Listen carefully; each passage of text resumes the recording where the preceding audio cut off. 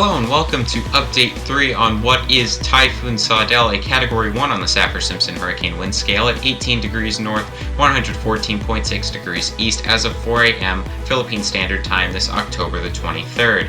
You can see there a relatively sheared satellite appearance, but the storm's still looking decent, has winds of 80 miles per hour and a pressure of 979 millibars. It's moving west at around 2 miles per hour, so it is a rather sluggish storm, and it's a stage 2 on the CDPS scale, with low wind speed potential, low storm size, moderate rainfall potential, and overall a moderate threat to land. So Hainan, which is the place that was rated for this particular CDPS rating by Devin Williams, does indicate a stage 2 on the scale, almost exclusively due to rainfall.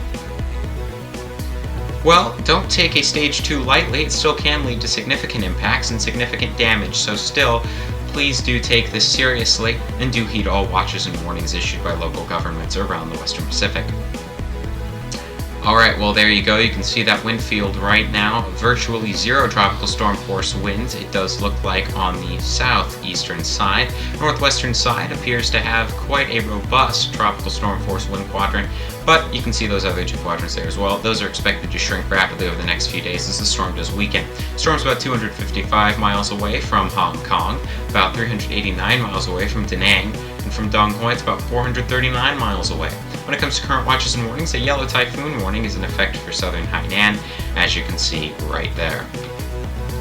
Well, what's the intensity run for this storm? Again, we ran with 80 miles per hour, although a lot of objective satellite estimations would say it's lower than that at this point.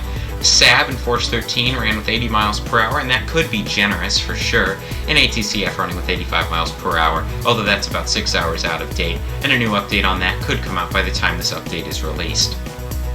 Well, here's the cone that we've released on Saudel there. You can see it's expected to weaken rather rapidly, expected to be a minimal tropical storm in 2 days' time, and that could even be generous. This could very well be a remnant low before then, and even by the time this gets to Hainan, it may no longer be a tropical cyclone. This will likely weaken to a remnant low pretty quickly, and will probably strike Vietnam as a remnant low. Regardless of that, you should still take the storm seriously if you're in Vietnam, as significant rainfall totals up to 16 inches in local areas are certainly possible, with widespread 2 to 4 inch accumulations also likely. Let's take a look at sea surface temperatures there. You can see as of 12 UTC, those are looking pretty decent, 28 to 29 degrees Celsius where the storm is right now. Oh, it's going to be moving into 27 to 26 degrees Celsius waters relatively quickly, and the ocean heat content is pretty abysmal here in the South China Sea as well. There are the chances for tropical storm force winds. Those are relatively high there on the southern coast of Hainan, with chances of 50 to 60 and 60 to 70 being relatively widespread on the southeastern side. If you're in Vietnam, you're seeing some 30 to 40% chances starting to creep in. We don't believe those impacts are going to manifest in tropical storm force winds right now, but that's definitely possible. So please do prepare as if a minimal tropical storm is approaching if you're in Vietnam. When it comes to chances of typhoon force winds, they're virtually zero for any points on land, although the southern coast of Hainan could get some if this storm does manage to hold out, which is very unlikely at this point. Speaking of which, just to show how unlikely that is, you can see their intensity guidance drops this off very, very quickly. This is not expected to really strengthen anymore. It's expected to weaken relatively rapidly. When it comes to wind shear, that's expected to remain relatively low actually for the rest of the storm's life.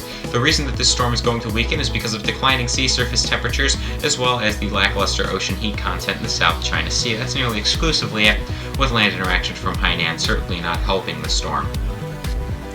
Well, let's take a look at satellite imagery. You can see there it is looking quite abysmal really at this point, especially for a Category 1 typhoon. Again, our intensity estimate could be generous, especially with some of those convective bursts starting to really come off the center of circulation there in those latest frames. So the storm's not looking all that good right now, and it's expected to continue to be stretched and elongated as it does approach Hainan, and it is again continuing to expect decreasing sea surface temperatures.